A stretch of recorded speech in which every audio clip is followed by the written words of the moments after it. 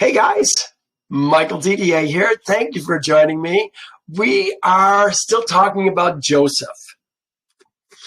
2 weeks ago, we talked about Joseph in Potiphar's house. Do you remember that? Do you remember hearing about Zelicah? In fact, it might have been 2 weeks, 3 weeks, and the next week. I think we did it 2 weeks. We talked about Zelicah, who was the woman of Potiphar, his wife. I never say wife. I don't like the word wife. I like his woman. There is no word for wife in Torah. It always says his woman. She was crazy. She was an adulterous woman who was insatiably desirable of Joseph. Remember, he had good looks, great body. Just like what it said about Rachel. Great, how did it say? Great appearance and countenance or something along those lines. She even pursued him to the point that she got sick. She couldn't eat. She couldn't think. And she actually got sick and weak for the lust. I was going to say love. The lust that she had for Joseph. When he went to jail, she pursued him in jail. Can you imagine? She's going to the jailhouse and finally gave up. She threatened him. I'm going to put out your eyes. I'm going to put you in shackles. And he said, give it your best. Yehovah is going to restore my eyes and he's going to free the captive.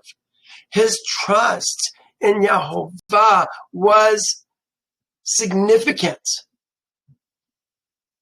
consuming. He knew he's going to trust Yehovah. Well, we left off with him going to prison. And the very next chapter was about, well, actually, it wasn't the next chapter in here. The next chapter in here is what we're going to go through today. But we had to cover a chapter in Yasher that talked about the women that Joseph's brothers took to themselves. It listed out not only their women, but also the sons that they had. Almost like what we're going to see in chapter 46, I believe it is, of Genesis later on, of who's going to actually go down to Egypt, the 70. Well, I think it's interesting because this chapter it said right after Joseph was taken down to Egypt, then they started talking about what's going on in the family. And remember, we had a chapter in 37, 2 chapters before the one we're looking at right now, 39, Joseph in Potiphar's house, that we had the story of Judah. And we had not only Judah marrying a Canaanite, but also having 3 sons. And who are those 3 sons dying? No, having 3 sons and then taking Tamar for the first son, the eldest son. And those 2 boys dying, her being carried away, Joseph taking her unknowingly and having another generation of sons. So we've got 2 generations of sons here before Joseph even goes down to goes to Egypt. I guess part of this I'm thinking is we've got to understand that Torah is not necessarily chronological. Great example here. Here's the life of Joseph on the right here. If you can look in this column right here. Look what it says here. Joseph is in Potiphar's house at 17. He goes to jail at 18. He's going to be in jail for 12 years.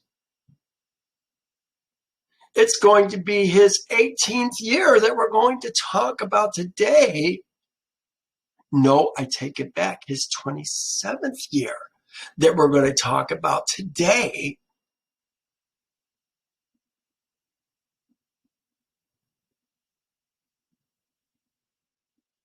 Yes, the 27th year that we're going to talk about today, that the butler and the baker show up at the prison. Well, in Torah, that's the very next verse. Genesis 40.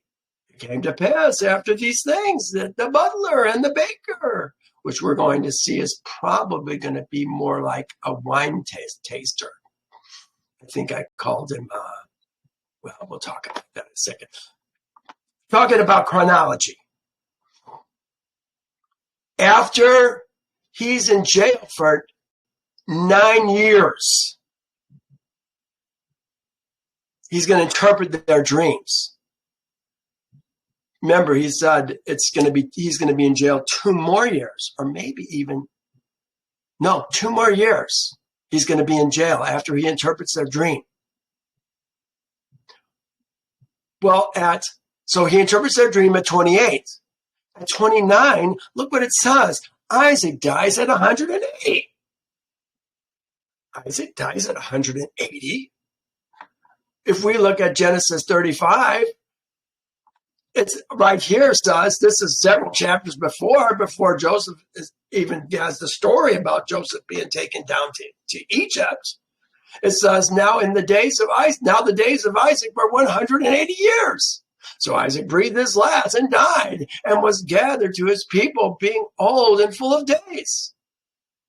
And his son Esau and Jacob buried him. That is all it says about the death of Isaac. What happened to Isaac's property? What happened? What was the interaction like with the boys at the death of their father? Torah, and I don't know if this was left out on purpose, but I think this is a very significant event that is taking place at the death of Isaac. And Torah says nothing about it. Well, we're going to talk about it, hopefully today. I want to get through Genesis 40. I want to get through 2 chapters, I think 46 and 47, of Yasher. We'll see what we can do. Let's start right here let's go back to 40. It came to pass after these things, let me turn this to my notes, that the butler, they call him the butler and the baker. This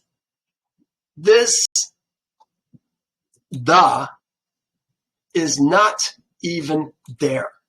It does not have the definite article. I don't know if that's significant, but I make note of it. It says a cupbearer and the baker. The baker. It does say the baker. It came to pass after these things that the cupbearer and the baker of the king of Egypt offended their lord, their Adon, the king of Egypt.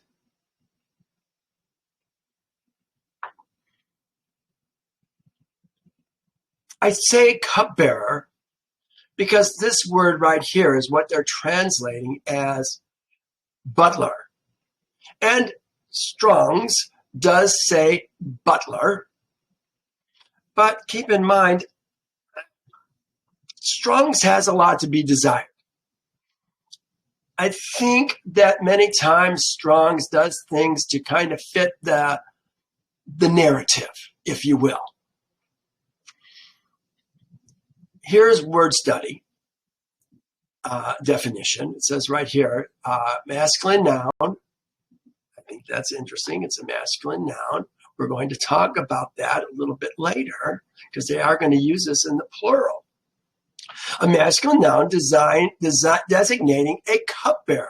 It does say a butler. It indicates someone officially appointed to, among other duties, serve wine to the king. I wonder if this man not only served wine, but actually made the wine. Is that a possibility? He displeased the king. We're going to see how in just a second. Let me not get ahead of myself. As we look at this chapter of Genesis, I want you to understand, is Joseph being punished, or is he being moved into a pivotal position by the providence of Yahovah? I think that's the case. And it makes me think of a prophecy that was given to me when I lost my first family. I came to Yahovah. I wanted to become fully his. I stopped using a driver's license, gave it back, in fact. First, I signed it under duress, but I finally gave it back. Stopped using my social security number. I didn't want to be a part of it. And that offended my woman. Supposed to be bone of my bone, flesh of my flesh. She's supposed to be me. But she was she, not me. And during that time, I went through much. I was very distraught. 2 years, totally distraught. But during that time, this is my point, I met a woman at a Messianic church that I was going through. Yes, I was Messianic at that point. Silly me. And she, at one point, came up to me. And she said, Yahovah gave me this, the Lord, she probably said the Lord, gave me this verse to give to you 6 months ago. And I haven't done it, and I can't have peace. I've got to give it to you. This is what she gave me. And I think of Joseph, even as I read this, about me too. It says, but now, thus says Yahovah, who created you, O Jacob, he who formed you, O Israel. Oh, that is so interesting, even in itself. Yahovah creates men, but he also forms men.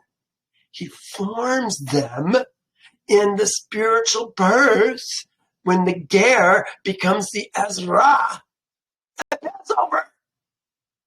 Created and formed. Look, he created Jacob, the man.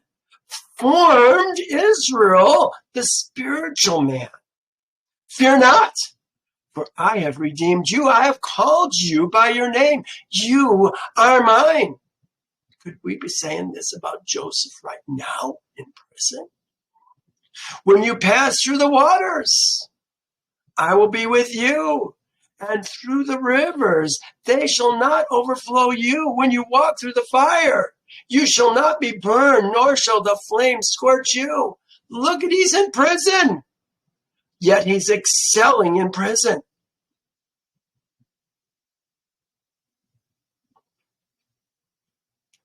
For I am Yahovah, your Elohim, the Holy One of Israel, who is the Savior, your Savior.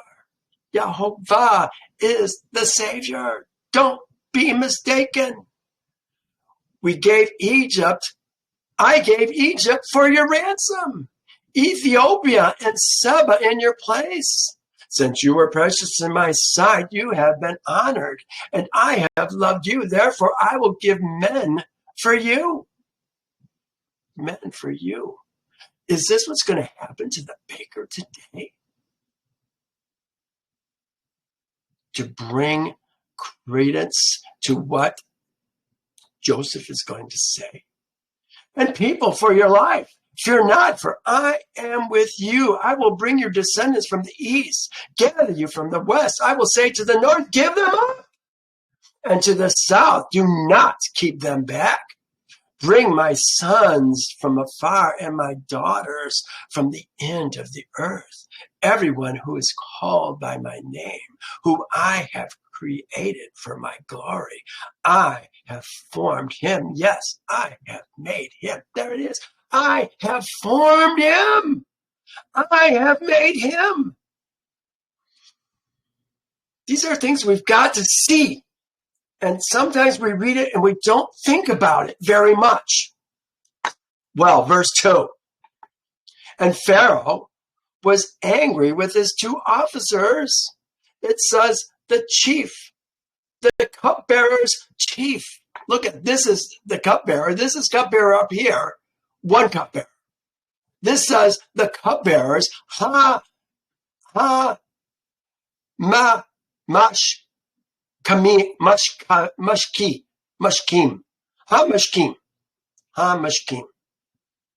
This is the plural form. We said it was a plural, a masculine plural. Well, there it is, masculine plural. This is the chief of the cupbearers. It says, and the chief baker. So he put them in custody in the house of. He put them under guard in the house of the guardsman's head. Again, the guard, it's actually a plural word, guardsman's head.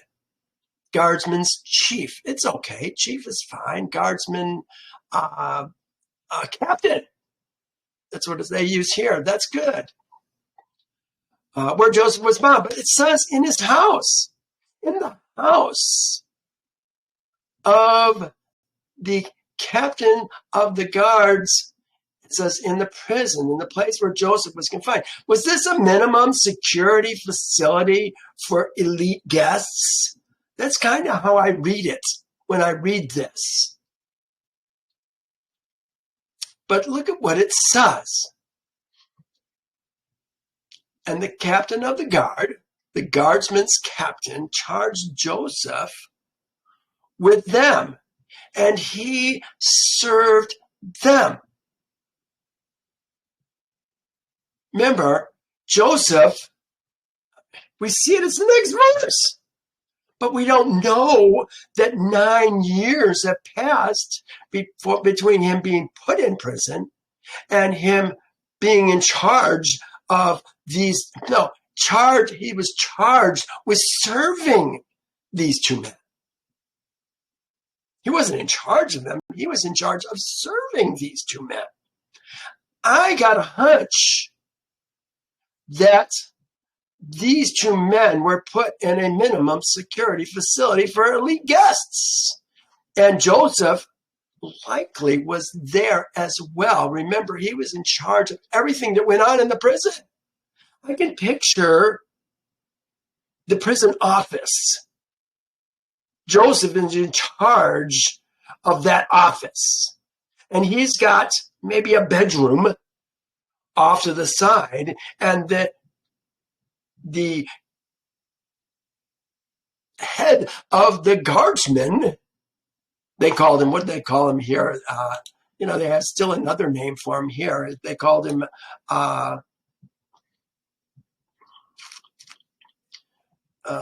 Joseph's master put him in the prison. The keeper of the prison. The keeper of the prison. Is that the same guy? I think it is. The guardsman's captain.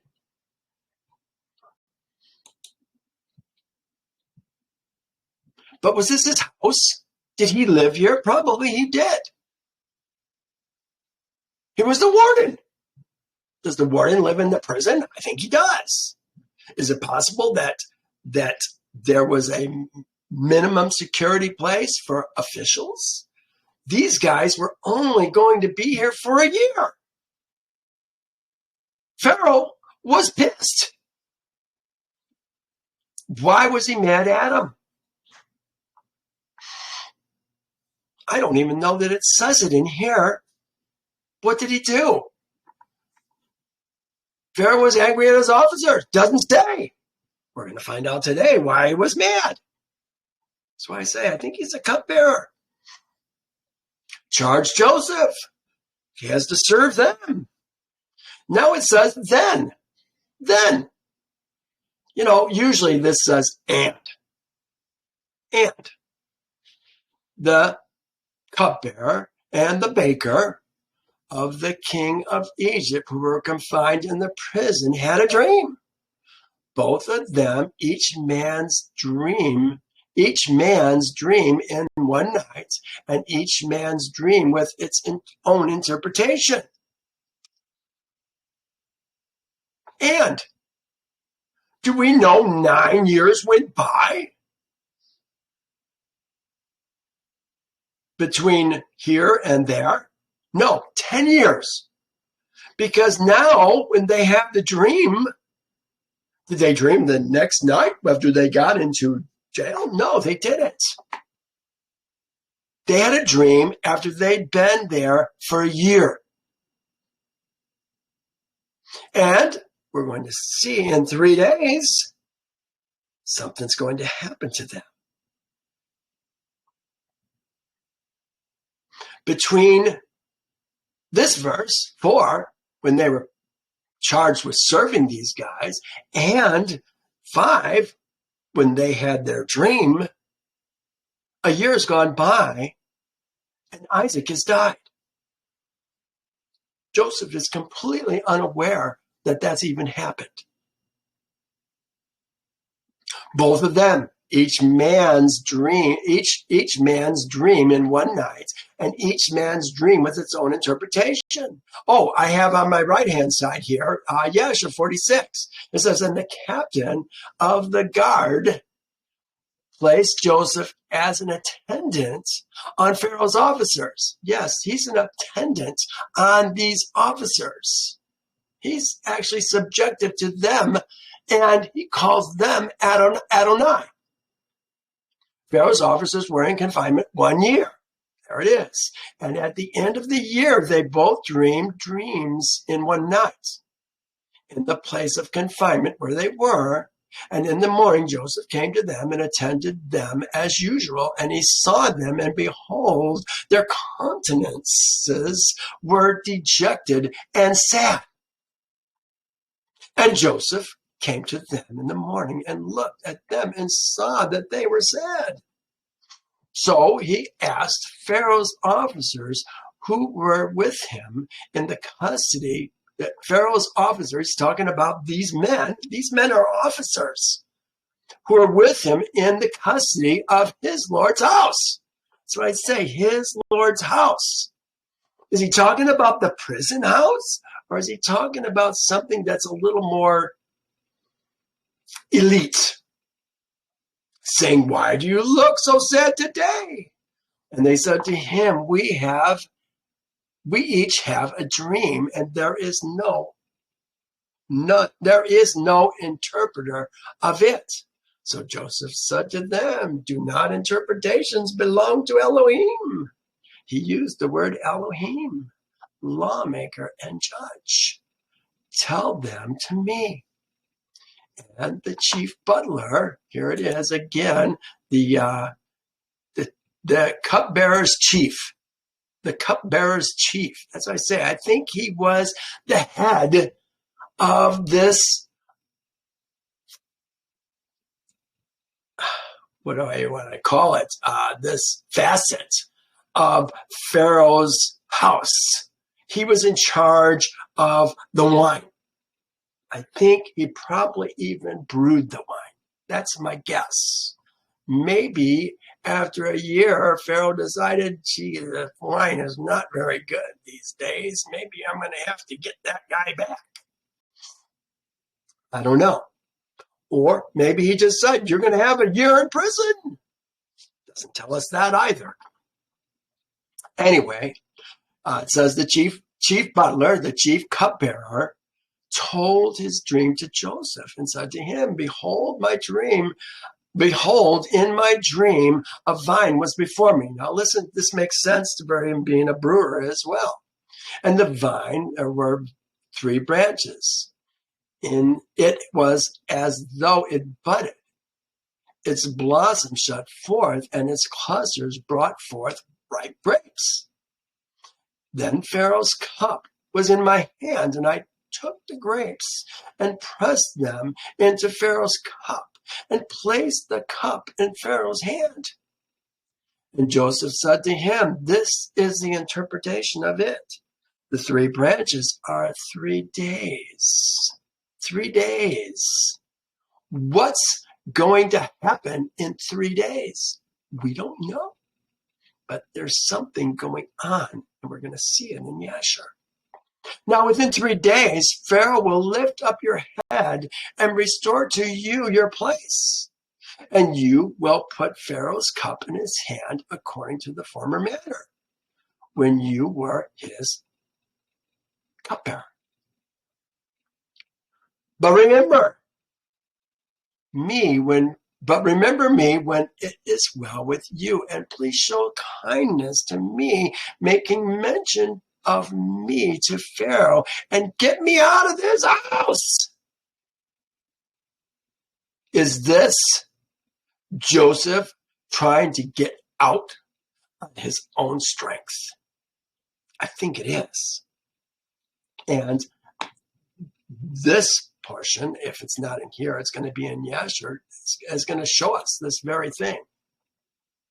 I put, it appears that Joseph got in trouble for asking for the cupbearer's help. Here it is in Yasher. I guess it's in Yasher. And the cupbearer to whom Joseph had interpreted his dream forgot Joseph. And he did not mention him to the king as he had promised, for this thing was from Yehovah, in order to punish Joseph because he trusted in a man. Yehovah has a much bigger plan than getting Joseph out of prison. Remember, we're talking about the providence of Yehovah. Joseph can't see it. We can't see that far into the future. But Yehovah has a plan, a much broader plan for what's going to happen in the future.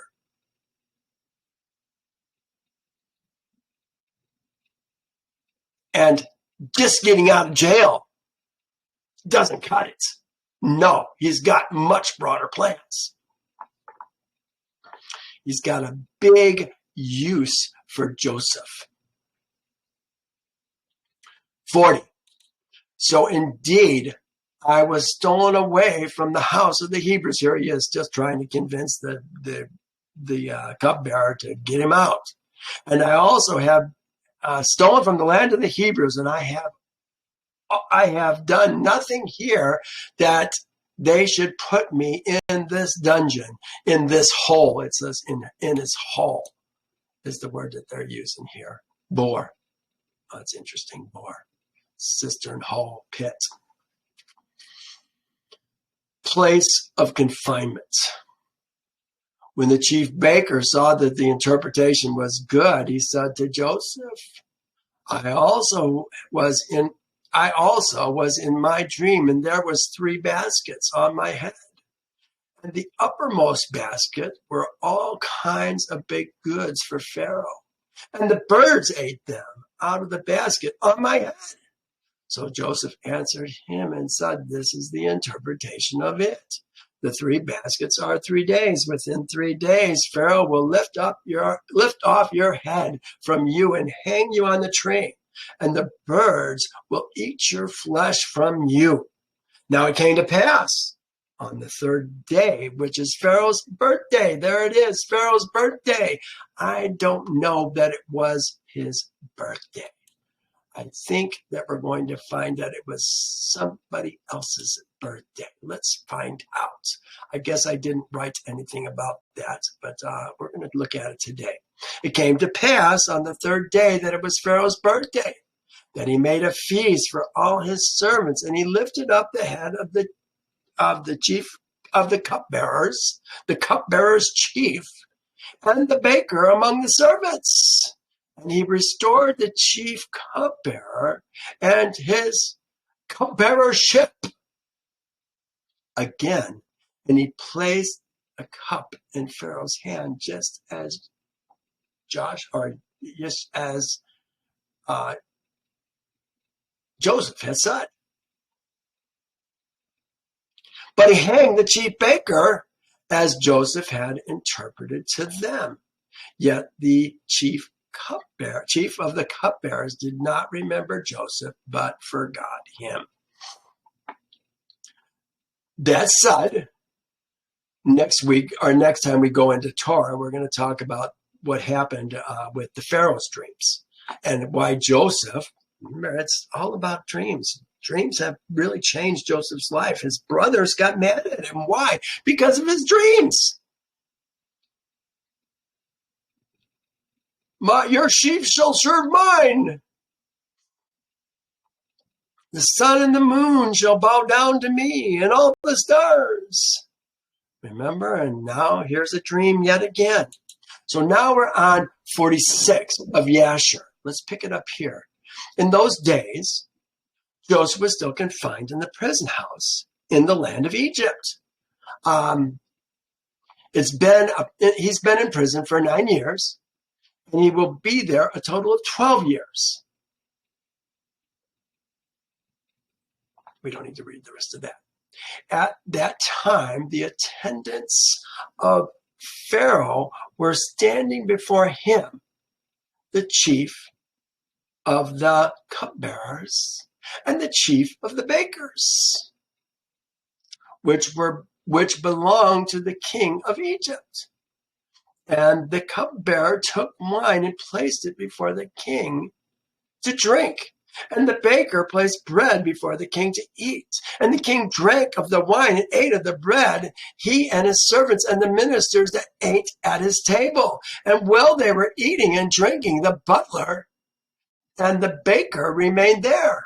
And Pharaoh's ministers found many flies in the wine. Oh, I hate having flies in my wine. They are so attracted to wine. And the butler was brought, and stones, the cupbearer was brought, the cupbearer had brought, and stones of niter. Niter is like soda, bicarbonate of soda. It's a rising agent. Were found in the baker's bread. Not things that you really want to have in your bread if you're going to have the quality bread. And the captain of the guard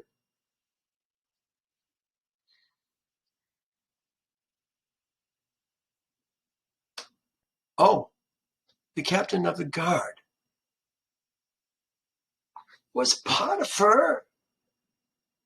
The captain of the guard? I had forgotten about that. And Potiphar, an officer of Pharaoh's officer of Pharaoh, the guard's captain, an Egyptian, bought him from the Ishmaelites. Isn't that interesting? I've obviously seen it before, but I didn't understand it until this very second from when I saw it the last time I taught it.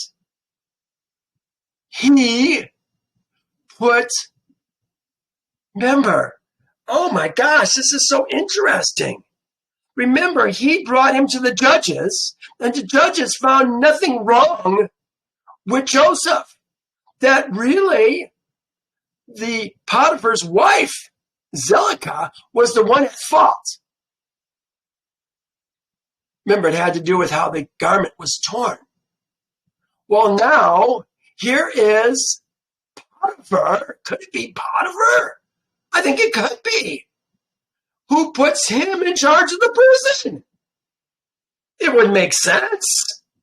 And maybe he did it even earlier than, maybe even from day one. He knew Joseph. He knew how capable he was. That's so interesting. The captain of the guard placed Joseph at the attendance of Pharaoh's officers. And Pharaoh's officers were in confinement 1 year. And at the end of the year, They both dreamed dreams in one night in the place of confinement where they were. And in the morning, Joseph came to them to attend to them as usual. And he saw them, and behold, their countenance was dejected and sad. And Joseph asked them, why are your countenances sad and dejected this day? And they said to him, we dreamed a dream, and there was no one to interpret it. And Joseph said to them, relate, I pray thee, your dream unto me. Your dreams, it be dreams, unto me, and Elohim will give you an answer of peace for your desire, for as your peace as you desire. There you go.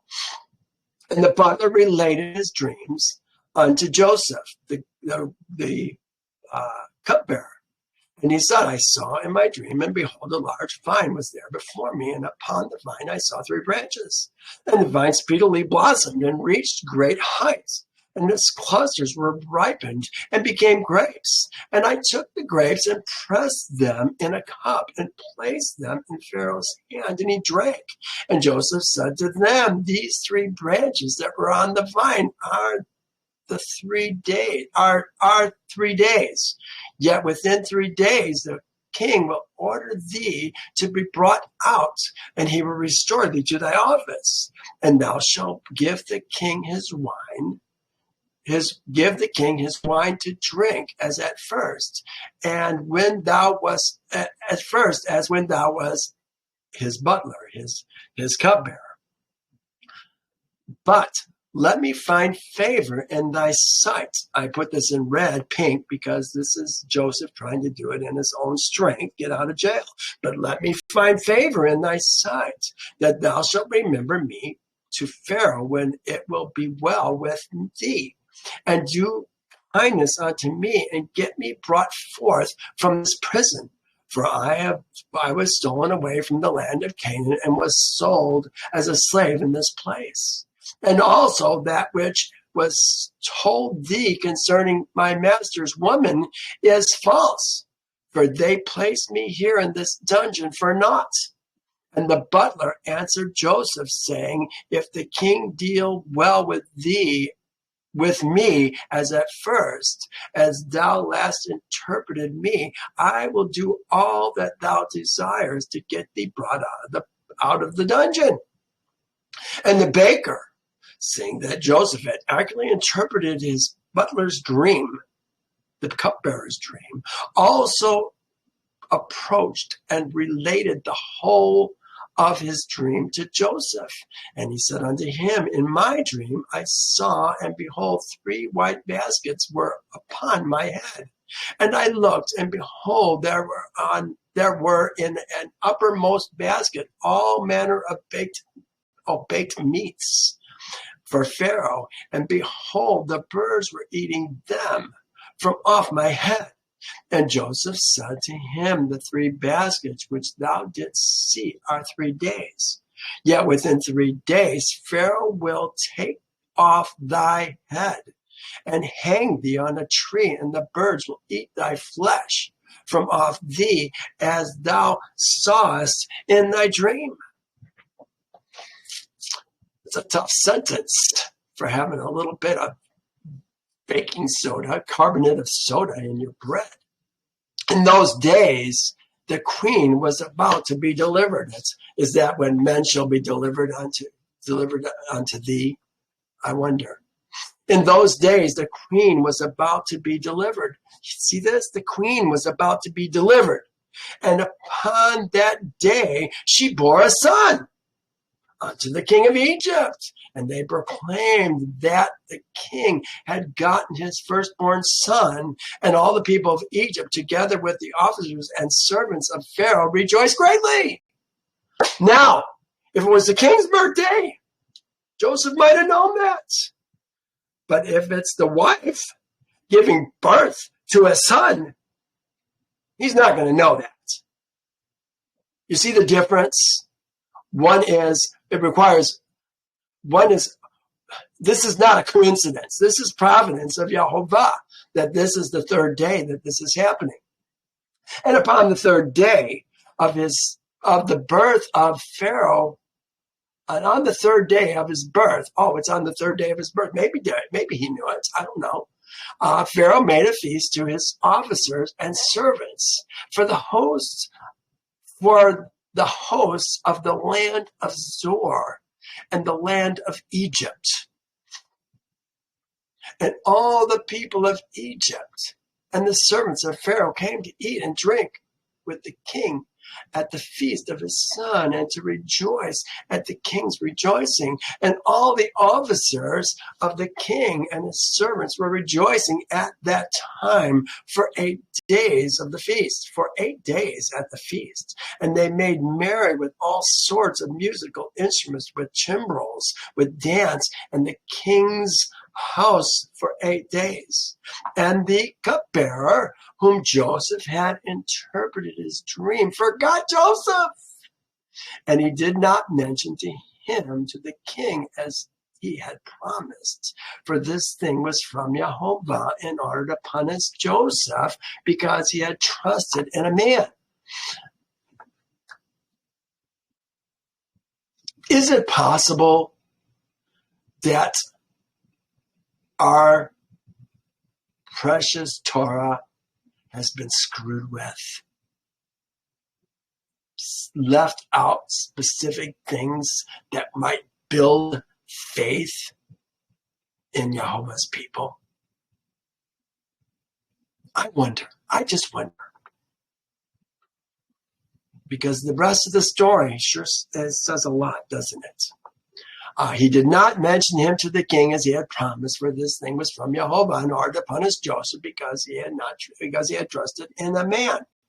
And Joseph remained after this in the prison house for 2 years, until he had completed 12 years. 41 says, and it came to pass at the end of 2 years. So there's the 2 years. What's going to happen between now and the beginning of the second year? He's there or the end of the second year. He's going to be there for another 2 years. Remember, we said Isaac is going to pass. Let's find out about Isaac. I think we're on pretty good time here. We're going to go for it. And Isaac, the son of Abraham, was still living in those days in the land of Canaan. He was very aged, 180 years old. And Esau, his son, the brother of Jacob, was in the land of Edom, and he and his sons had possession in it amongst the children of among Seir's seed. Remember, we're talking about, I said, Torah says that Isaac died at the end of chapter 35, right after Levi and Simon destroyed Shechem. Well, here he is, dying so many more years later.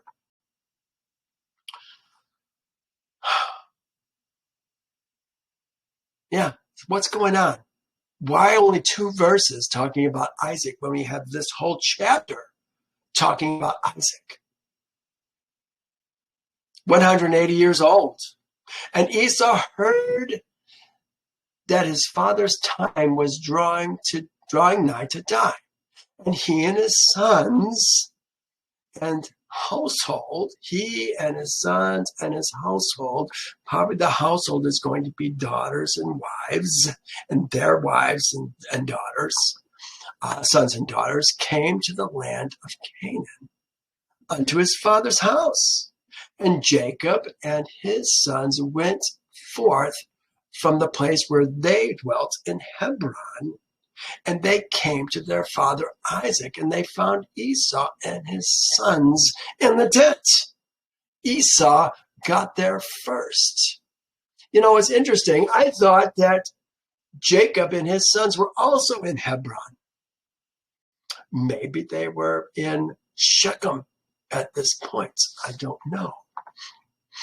That surprises me. And Jacob and his sons sat before his father Isaac. And Jacob was still mourning for his son Joseph. Yeah, he's still in grief for Joseph. Look at this. It's been how many years? 10 years. Isn't that what we said? 10 years since he's been gone. Let's just double check that. Here it is right here. Topic notes. He left it at 17. He's dying at 29. It's been 12 years. 12 years. Jacob is still mourning for his son, Joseph. And Isaac said to Jacob, "Bring me hither thy sons, and I will bless them." And Jacob brought his 11 sons before his father Isaac. And Isaac placed his hand upon the sons of Jacob, and he took hold of them and embraced them and kissed them one by one. And Isaac blessed them on that day, and he said to them, "May Elohim, it may even be the Elohim of your fathers, bless you and increase your seed like the stars of heaven for number." Remember, the chapter we had just before this was about all their sons, who they married, and the sons that they had. Some of them married 2 wives. Simeon and Benjamin had 2 wives. Stars of heaven in number. They're getting a good start. Isaac also blessed the sons of Esau. Here they got the blessing of the increase your seed of the stars of heaven in number. Here's Isaac's blessing. Isaac also blessed Esau. May Elohim cause you to be a dread and a terror to all who behold you and to all your enemies. Well, which blessing would you rather have? I'll take the former, thank you very much. And Isaac called Jacob and his sons, and they all came and sat before him. They're already coming back. And Isaac said to Jacob, "Yehovah, Elohim of the whole earth, not world, earth, said unto me, unto thy seed I will give this land as an inheritance." Oh my gosh, listen to this. "Unto thee and thy seed I will give this land as an inheritance. If thy son's seed, unto thee and thy seed, if thy seed keep my statutes and my ways, I will perform unto them the oath which I swore unto thy father Abraham." The land is going to be theirs. Well, this is very interesting in light of what's going to happen in the rest of the story.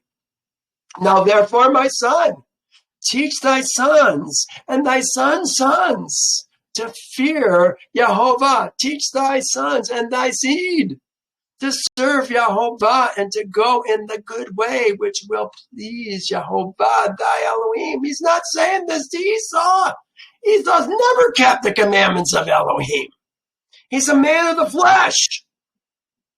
"For if you keep my ways, if you keep the ways of Yehovah and his statutes, Yehovah will also keep unto you his covenant with Abraham, and will do well with you and your seed all the days." And when Isaac had finished commanding Jacob and his, children, his sons, he gave up the ghost and died and was gathered unto his people. What was the last thing he said? Keep my commandments. No, keep Yehovah's commandments, and the land will be yours. The blessing will be yours. And Jacob and Esau fell on the face of their father, and they wept. And Isaac was 180 years old when he died in the land of Canaan in Hebron. And his sons carried him to the cave of Machpelah, which Abraham had bought from Heth's seed for a possession of a burial place. Remember, they used to have the land. They sold it indefinitely. It's always going to be in the hands of Abraham's seed. And all the kings of the land of Canaan went with Jacob and Esau to bury Isaac. Look at this. We're talking about a royal burying. Torah just says they buried him. They buried their father. 2 verses. And the kings of the land of Canaan. Now that makes sense. They loved Isaac. Went with Jacob and Esau to bury Isaac. And all the kings of Canaan showed Isaac great honor at his death. And Jacob's seed and Esau's seed went barefooted around about, walking and lamenting until they reached Kirjath Arba, the cave at Machpelah, Hebron. And Jacob and Esau buried their father Isaac in the cave of Machpelah, which is Kirjath Arba in Hebron. And they buried him with great honor as at the funeral of kings. And Jacob and his son Esau and his sons and all the kings of Canaan made a great and heavy mourning, and they buried him and mourned for him many days. And at the death of Isaac, he left his cattle, his possessions, all belonging to him, to his sons. His possessions, all belonging to him. Silver, gold, all the things that he possessed. His servants, maidservants, men servants, cattle, flocks, everything. He left to his sons. And Esau said to Jacob, "Behold, I pray thee, all that our father has left." Notice it's Esau who's bringing it up first. "All that our father has left, we will divide in 2 parts. I will have the choice." And Jacob said, we will do so. So Esau wants to have Jacob divided up. He wants to have the choice of which ones he gets. Where's his priorities? Stuff. It says, Jacob says, we will do so. Jacob had the birthright and was supposed to get 2/3 of it, not 1/2. Do you remember? The birthright went to Jacob. He sold the birthright for a pot of porridge. But here, now, he wants to split it 50-50. Is that what it's supposed to be? No. 66-33 is how it's supposed to be. But Jacob said, I will do so. You know, Jacob is the spiritual man. He's got Esau. No, Jacob is the spiritual man. He knows. Remember, he spent like 47 of his first 77 years in the house of Shem and Eber. 47 years of 77. That's a lot. Learning the ways of Yehovah and getting to know Yehovah. And Jacob took all that Isaac had left in the land of Canaan, cattle and property. He placed them in 2 parts before Esau and his sons. And he said to Esau, behold, all this is before thee. Choose thou unto thyself the half which thou wilt take.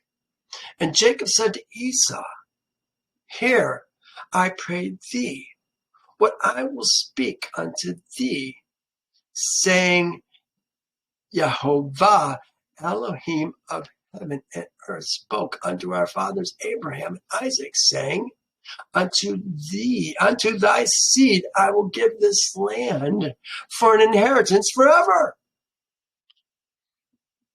Remember, Jacob is the spiritual son. Esau is the man of the flesh. All the people of the earth will fear thee.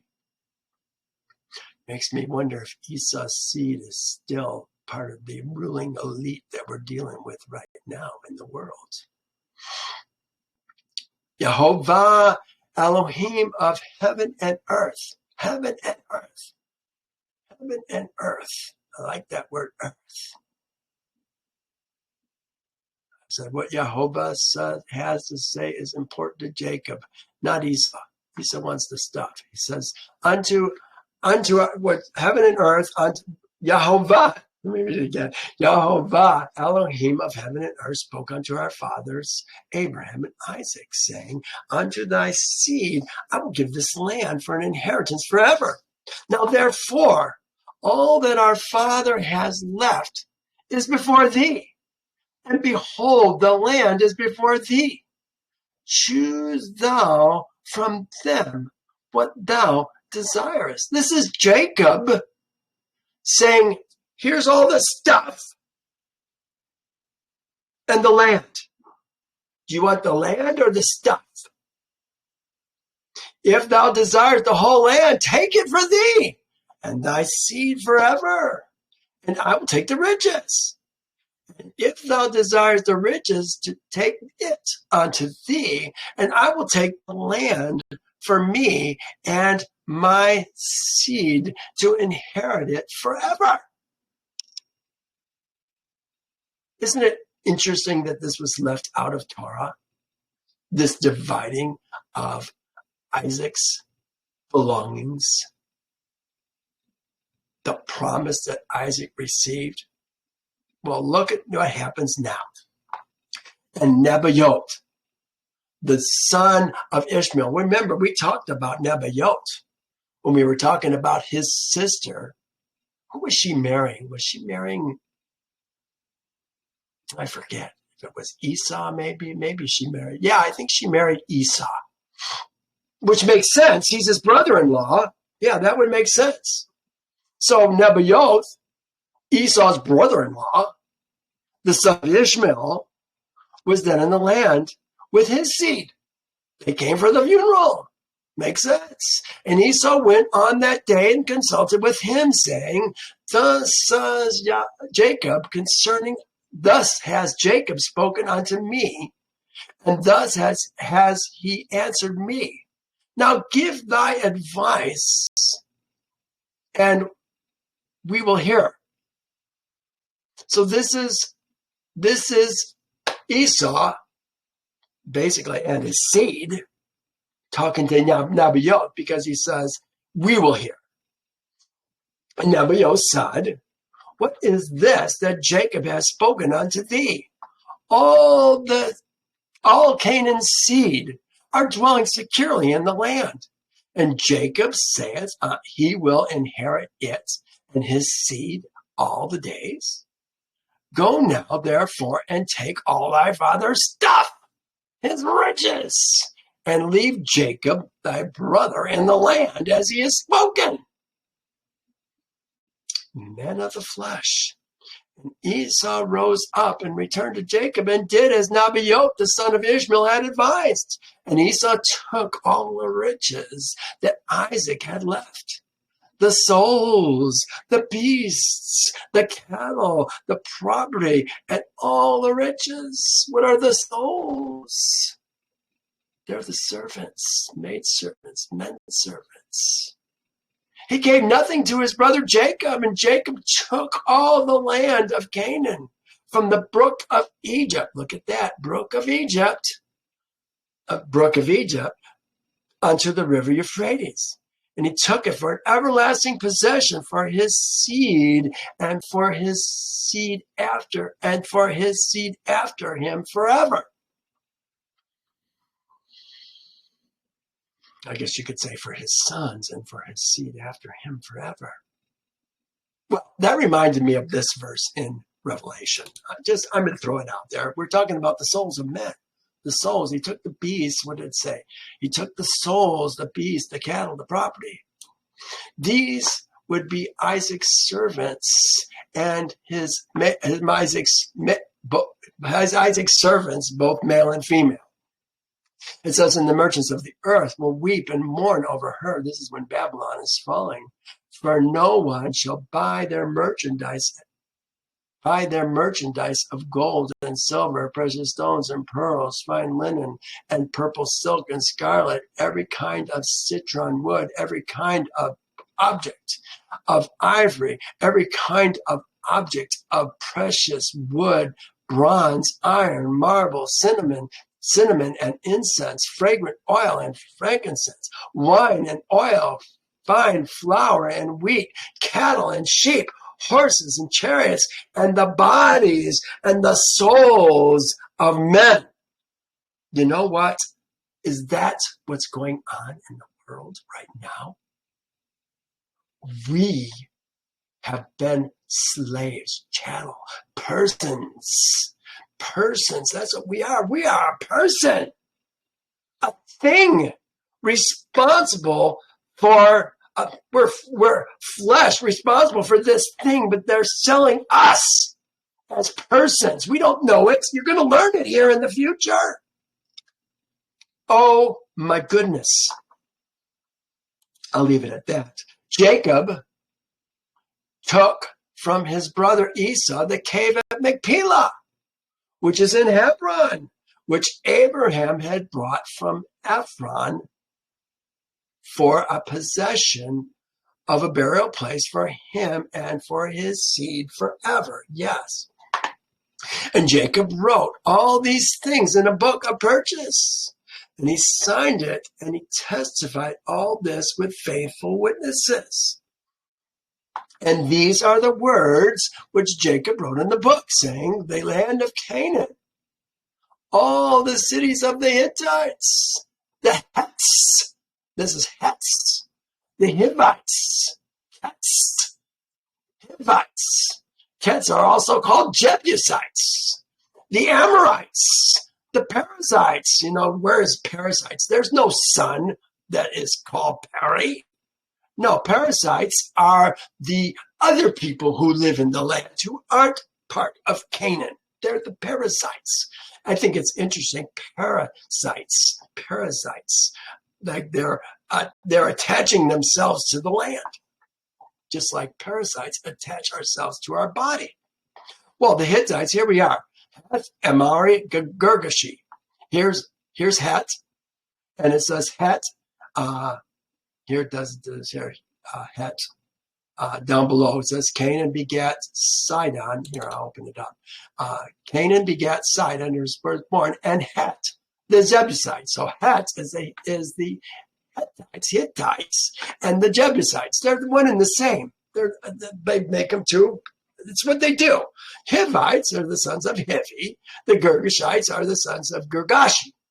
The other one they mentioned was the Amorites. The Amorites are the sons of Amari. They call him here Amari. There he is right there, Amari. They say Amorites. Search it out. Find out what it's all about. And all 7 nations from the river of Egypt to the land of the Euphrates. This is all the land that he's taking for himself. And the city of Hebron, Kirjath Arba, the cave at Machpelah, which is in it. The whole did Jacob buy from his brother Esau for value. What's the value? All the stuff that he gave Esau from his father for a possession and for an inheritance for his seed after him forever.